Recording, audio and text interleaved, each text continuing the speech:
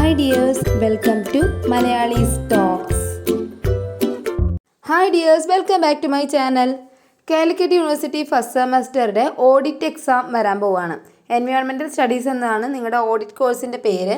അപ്പോൾ അതിൻ്റെ എക്സാമിനുള്ള ക്വസ്റ്റ്യൻ ആൻസേഴ്സാണ് ഞാനിപ്പോൾ അപ്ലോഡ് ചെയ്തിരിക്കുന്നത്.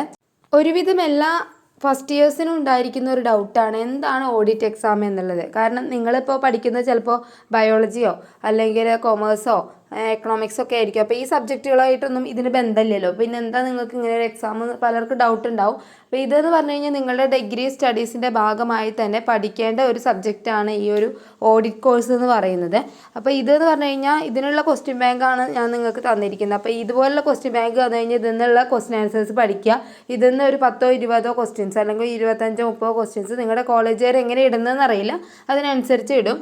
അങ്ങനെ ഇട്ട് കഴിഞ്ഞിട്ടുണ്ടെങ്കിൽ അതിനുള്ള മാർക്ക് നിങ്ങൾക്ക് കോളേജുകാർ തന്നെ ആയിരിക്കും ഇട്ട് തരിക. കോളേജിൽ നിങ്ങൾ ടീച്ചേഴ്സ് തന്നെ ആയിരിക്കും ഇട്ട് തരിക.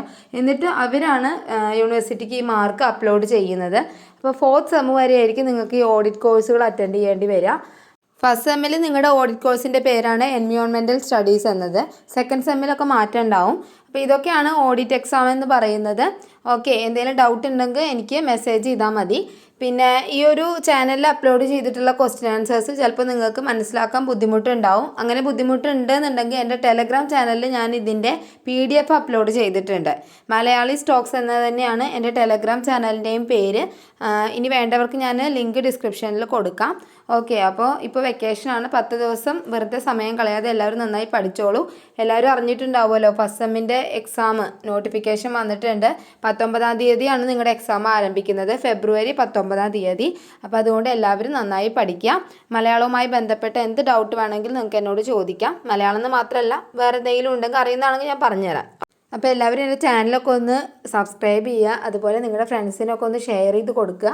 പിന്നെ എന്തെങ്കിലും അഭിപ്രായങ്ങളൊക്കെ കമൻറ്റിലൂടെ അറിയിക്കുക, ലൈക്ക് ചെയ്യുക. ഇതൊന്നും മറക്കരുത്. Okay, thank you for watching.